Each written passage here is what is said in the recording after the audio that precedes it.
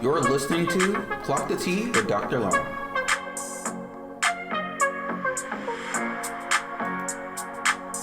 Cases of a foodborne illness tied to fresh produce have been climbing across multiple states. Now, the FDA may be zeroing in on the potential source of the gastrointestinal parasite Cyclospora. CBS News has learned the FDA's traceback investigation has identified a single supplier of iceberg lettuce from Mexico, Taylor Farms, according to a source familiar with the investigation. Taco Bell uses that supplier in 5 states where people have gotten sick with cyclosporiasis. In a statement, Taco Bell said in part that it has taken immediate action to voluntarily remove potentially impacted lettuce from a supplier in select states. Cyclosporiasis is characterized by symptoms that include severe diarrhea, nausea, bloating, and fatigue that can last days, weeks, or more than a month. The 2 things you can do that can really reduce the risk to almost zero, would be peeling your fruits and vegetables or cooking them.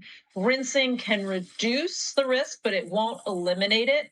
To give you a sense of how quickly it spread, in Michigan, where health officials say they usually see around 50 cases annually, there have now been more than 4,000 reported cases in less than a month. Tea sippers, we can't catch a break from health crises. Ever since RFK took over everything, we're all in some mess. Welcome to another episode of Clock the Tea with Dr. Long. This is your host, Mark Long, bringing you that fresh tea every single week, especially related to politics, current events, local news, all the happenings. And I hope that anybody who's impacted by this new virus that's going around is taking care of themselves, drinking a lot of water, listening to your doctor. And, I'm avoiding the produce section as much as I can and definitely sticking to frozen for now because with everything happening with health around the country, I want to at least not get sick this summer, So with that being said, take care of yourselves. But I want us to shift gears too, because speaking of things that are happening locally, because we know that there's new cases here in the Midwest with the virus, we also know that Sara Rodriguez announced that she's dropping out of the governor's race. Let's take a listen to her statement. I want to start by thanking my family and every single person who showed up for this campaign over the past week. Your support has meant more than I can put into words. As we have continued to dig into our financial reports, it has become clear that there are issues that would be an ongoing distraction, not just for this campaign, but for the primary and for Wisconsin. This race is too important to let that happen. I am deeply hurt and betrayed by what happened. As I said on Monday, part of being a leader is taking swift action, doing the right thing, and being as honest as possible when there's a problem. I got into this race because I wanted what was best for Wisconsin, and that hasn't changed. And because I believe that, I cannot, in good conscience, allow these questions to become a cloud over an election that Democrats need to win. Wisconsin deserves better than that. This was never just about any one race or any one candidate. This is about protecting Wisconsin from a legislature hell-bent on putting corporations over schools and insurance companies over patients. It's about showing the rest of the country that we can win here, govern here, and fight for the middle class, and that Wisconsin will lead the way. To everyone who showed up, knocked doors, made calls, and believed in what we were building, please don't stop. Wisconsin has always been a place of resilience where everyday citizens show up and accomplish extraordinary things. Better days are ahead because of people like you. So, tea sippers, I'm not going to lie. Sara Rodriguez was someone who I was definitely going to put my vote behind if Hong wasn't going to win the primary. Now, I hear a lot of mixed messages about what's going on with Sara Rodriguez, Lieutenant Governor Sara Rodriguez. And, I think she's making the right decision for her. Now, a lot of people might be disappointed because they saw her as a top contender, especially since just a month ago she was leading in the Democratic polls here in Wisconsin. So, it's interesting to see how the trajectory of this has shifted gears completely. And I believe that Mandela Barnes is still running. So that leaves us with Mandela Barnes, Joel Brennan, Kelda Royce, and with Francesca Hong, and with further conversations about David Crowley returning back to the governor's race amid Rodriguez's recent suspension of her campaign.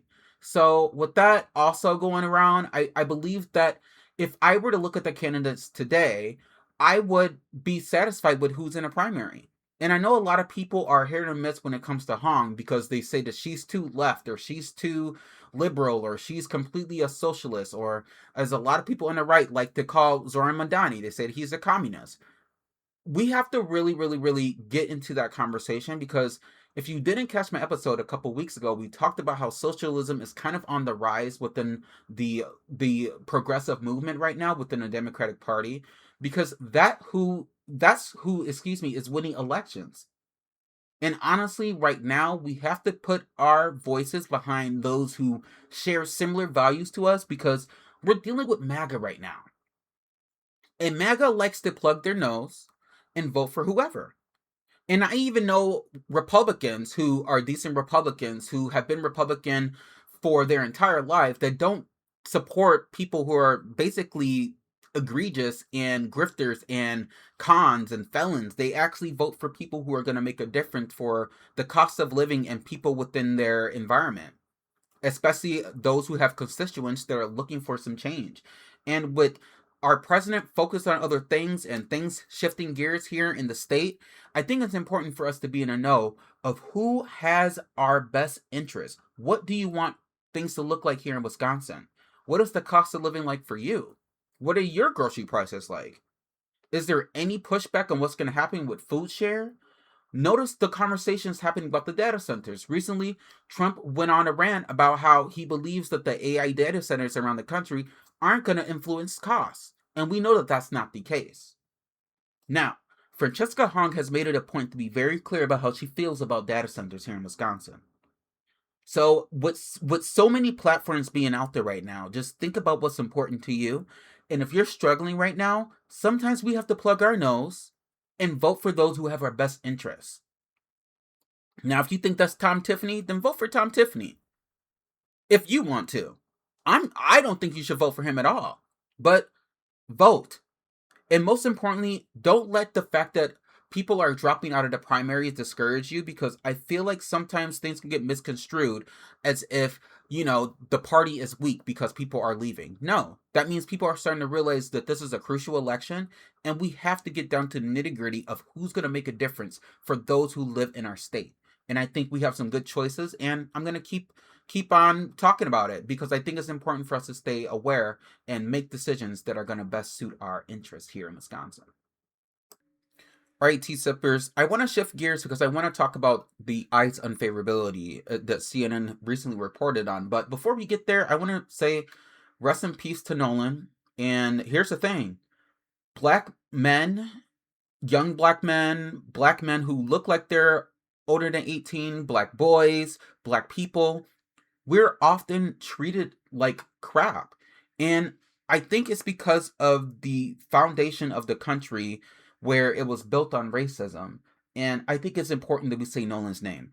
And the fact that there is so much out there that people don't know, the fact that there was, a smartphone taken away with messages deleted, someone's trying to cover up. And we'll see what happens with this case, but I want to make sure that we say his name as much as possible, because it's just ridiculous that racism still plagues us still to this day. Now, I want to shift gears because obviously ICE is unfavorable. No one likes ICE. I believe that MAGA supporters believe that ICE is everything they thought it would be, although there's been a targeting of going into neighborhoods now when the border's already closed up and there's not crossings not happening, and Trump did his thing with that, and they're rallying behind their king about that. So why are Americans not feeling it? Let's take a listen to what CNN has to say. How is ICE seen right now by the voting public? Yeah, it's a very different picture from what we saw in term number one for Donald Trump at this point. And you could just see this in terms of, take a look at ICE's net favor rating during Trump's terms. You go back to July of 2018, among all voters, they had a positive net favorable rating at +1. But look at this massive decline now. We're talking about minus 20 points. So we're talking about a 21-point decline among all voters. And that is being driven in large part by independents. Again, just look at these declines here. Among independents in term one at this point for Donald Trump, ICE's net favorable rating was -3. Not so great, but not terrible either. Look at this number now. It's negative 42 points. That's a nearly 40-point decline on the net favorable rating of ICE right now compared to where we were in term number one for Donald Trump at this point. And this is just a real sign that the voters and independents are seeing what's happening on the ground, and the actions of ICE are having consequences in the court of public opinion, especially among independents. All right. You know, and that's why Trump is trying to smooth things over with his dumb address about China stealing the 2020 election like it really matters today. Because of things like this, Americans aren't liking the fact that ICE, who is supposed to keep neighborhoods safe according to MAGA and the Trump administration, has been killing Americans. We've had Americans that have died recently, and we have to say their names as well. I mean, their names are Renee Good, Alex Preddy, Juan Sebastian, Duran Guerrero. Like, what is going on here? And Americans are fed up with this, and they want changes to happen, because if you're putting something that is supposed to operate as a police task force, first of all, there's no body cameras in situations where people are dying all of a sudden. So it's like a free reign to kill brown people in this country. And we know that the Trump administration could care less about those deaths of those people, but we also have to get to it because some of the people that are being detained and killed in ICE custody are obviously brown, but some of them are Americans as well. Renee Good, Alex Preddy, who were just on the scene to help. And I think this opens up eyes for a lot of people around the country, because now people are starting to have some kind of fear or have some kind of like eye-opening experience in regards to what the actual actions of ICE is supposed to be and what they have actually done. And right now, people are fed up, and it's about time that people are starting to push back. ABC and I believe NBC and Fox News refused to air Trump's rant the other night because he wanted to go on and on about the 2020 election. Meanwhile, Americans are not feeling what's happening in regards to immigration control. So this is you guys' chief. This is you guys' person that you voted for, MAGA, and you know, sometimes the chickens come home to roost, and here they are, dealing with Trump and his unfavorability on many levels beyond ICE. I think we should switch gears because Pete Hegseth is running his mouth again like he's the king of the army, honey, or the king of the Department of War. And he's pretty much saying that there should be a lot more attention for testosterone in men who are basically 30 or older. That's an awkward obsession for a straight man. Anywho, take a listen to this. I'm authorizing a new screening program for testosterone deficiency for our service members, ensuring you have the right testosterone levels to operate at your absolute best. At the Department of War, we have the most elite warriors on the face of the earth. Every single day, you are pushed to your absolute physical and mental limits to master the profession of arms. We demand your all, and you give it. But while we invest heavily in our weapon systems, platforms, and gear, our most decisive tactical advantage will always be the individual warfighter. We have a sacred duty to maintain that advantage, which is why we must constantly look for new ways to optimize your performance, your resilience, and your long-term health. Under the supervision of our world-class medical professionals, warfighters age 30 and older are going to be tested annually as part of their periodic health assessment. It's a health assessment that happens every year. We're just adding this test. Those under 30 can voluntarily choose to get the test as well. If treatment is recommended, it's entirely your choice to receive testosterone replacement therapy. This initiative, it's not about artificial enhancement. It's about restoring and optimizing your natural capabilities, protecting your longevity, and ensuring you have the biological foundation required to sustain the fight. We owe our warriors the absolute best medical care in the world, and this program delivers on that obligation. Listen, T-sippers, all you have to do is read a book. You don't have to be a scientist, you don't have to be a biologist, you don't have to be a medical doctor. All you have to do is literally look it up and know that this issue that Pete Hegseth is referring to for men in war is actually a complete made-up concern. So let me give you the tea. Apparently, testosterone deficiency is not a major concern for all men because the true clinical, and I'm going to try to pronounce this correctly, hypogonadism is actually uncommon. and it's often misinterpreted and frequently confused with symptoms caused by other health conditions. Now, the research does show from scientific literature articles and from the US public health data, it says that testosterone levels decline gradually with age for most men.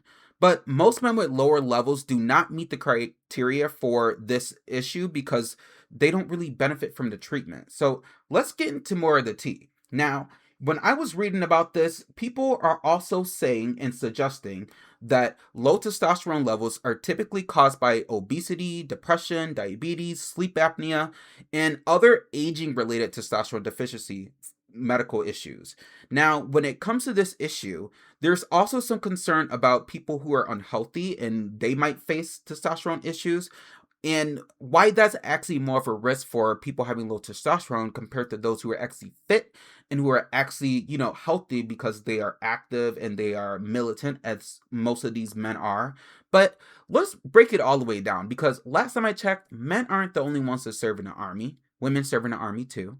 And then let's also break down the fact that this awkward concern about being manly and macho and going to serve your country is very, very weird. Now, I will say this. I don't know a lot of straight men to talk about other men's testosterone levels, but I do know it comes up if you're a doctor, right? Because you have to have those conversations, underlying health issues, that kind of thing. But I've never seen someone just completely be out of touch and just not know anything of what he's talking about. Now, here's the thing. Testosterone screening is something that a man can opt into, obviously, or someone who identifies as a male can opt into when you have the ability to make testosterone, because last time I checked, both humans have men and women, biological men and women have testosterone, but also everybody has testosterone. It's just a matter of how your body balances that. And I think when it comes to this conversation, there needs to be a lens on why this is such a concern for troops, especially for troops over this age. I maybe I almost called him Pete Testosterone, child. Maybe Pete Hegseth saw one of his workout videos when he was working out with the army and he felt some type of way because he couldn't keep up. You're just getting older, dude. It has nothing to do with the entire army. It has nothing to do with Americans. It just comes to show you that a lot of these people who have power are completely out of touch with what they're talking about and would rather have a moment of looking good for the men than actually wanting to care about, the cost of living and making sure our troops aren't over there in a pointless war in the first place. And Pete Hegseth supports the hell out of Trump when it comes to Iran, and that just comes to show you that, you got to go to the polls and vote these people out. Jumping back over to things that are happening here in Madison, Wisconsin, I want to talk about what's happening with the mayorship here. Apparently, the mayor just announced her reelection. I think this is going to be her third time running for mayor of Madison, the city of Madison. And let's hear the recent update about Satya Rhodes. Madison Mayor Satya Rhodes Conway has announced she is running for a third term, pledging to continue her work on affordable housing, public transit, and climate action. Mayor Rhodes Conway says in her tenure, she has launched the city's first bus rapid transit line, tripled the affordable housing fund, and opened Madison's first purpose-built homeless shelter. As for a potential third term, she says she wants to continue building a pathway to home ownership and boost affordability. We really do have to keep building homes so that we can bend the market closer to real people and away from landlords. And that means construction. It means that we need more homes. Her campaign has already earned endorsements from Governor Tony Evers, Senator Tammy Baldwin, and Congressman Mark Pocan. I don't know, T-Sippers. I don't know. I mean, I'm new to Madison, so I wanted to get a little bit of taste of what everybody thought about it. So I shared the news on my social media, and a lot of people aren't really feeling the fact that she's running. And, here's the thing. I'm sure there's a lot of people here in the Madison area that support the mayor and go above and beyond and are very much in her wheelhouse and supporting her motions when it comes to the BRT and making sure that public transit is at the forefront. That's fine. But, I just don't know enough about her. So I did a little bit of research and I looked up some information.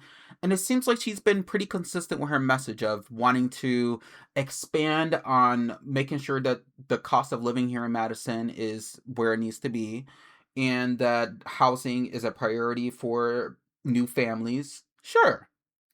But girl, the housing market is not that great right now. And I do think building more houses will help. But on the flip side, from what my understanding is that people are either choosing to stay in their homes because of the cost of living right now, and the ability to sell their homes and the interest rates. People aren't really thinking about, selling their homes in a way where it's going to be successful, where they can make money and where they can get the best bang for their buck and maybe get a different property in Madison. Just right now, it's not the time. So I know that's beyond her control in regards to initiatives that are created and federal housing initiatives and that kind of thing. But, I would like priority to shift away from public transit and housing to other things like maybe more community centers, maybe more opportunities for, youth in the area to have access to services in the city of Madison, and just making sure that things are a little bit more diverse. Maybe that should be a priority. Maybe I'm crazy, but something just seems kind of off. And this is Clock the Tea with Dr. Lawrence. I'm always going to state my opinion, and we'll see how this goes for her, and I will let you all know what I decide. Right now I'm undecided, and I feel like if we don't have another choice, then sure, keep doing your thing. But I don't know. Tea sippers, I always find it important to end on a good note. And, a lot of people have been around for a while, especially as we get older, people are living longer. And I always consider a lot of those people wise, and some of those people are not. But I want to end with Bernie Sanders because he's actually one of the wise older people who have a lot of influence over the Democratic Party. But most importantly, his message of always wanting to support those who are not like him has been something that he's been championed since the civil rights movement. And I think it's important to end on a good note. So go ahead and take a listen to this. And then after the primaries, our job is to build the strongest grassroots political movement this country has ever seen for a general election. Let me be very, very clear about this. The wealthiest people in this country, the billionaires in America, they have unlimited, underlying the word unlimited amounts of money to spend to elect right-wing Republican candidates. All right, we're talking about billions and billions of dollars. Money doesn't mean anything to them. Their super PACs are going to be flush with cash. And the only way we take on that money is through an unprecedented, strong grassroots movement, which means that we've got to knock on millions of doors from coast to coast, reaching out to working families, reaching out to the young, reaching out to the disaffected. That's what we got to do in the general election. And then in January 2027, after we gain control over the U.S. House and the U.S. Senate, we begin the process of transforming our country and doing all of the things that working families know must be done. So we got a lot on that agenda. Let's get it done. And I look forward to working with all of you. Thank you very much. Bernie is right.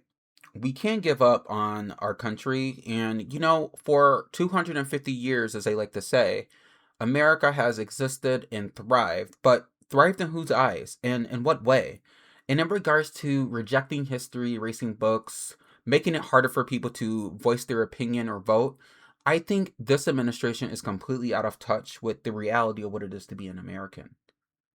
And they like to recite Bible verses and all those kind of things. But as Bernie Sanders pointed out, it's not just about, the fact that they have values that are considered Christian. It's about power for them. It's about their access, the billions of dollars that they have that can make a change in systems due to them being wealthy.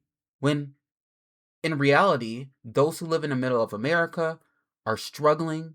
There's a lot of people that are relying on those messages about the cost of living and affordability to come into fruition because this administration ran on that. And a lot of the voters that stuck behind Trump and his cronies wanted that. And a lot of them can't see it because maybe they weren't voting on those specific policies. So it's super important to voice your opinions, most importantly because of free speech, as the right likes to say all the time.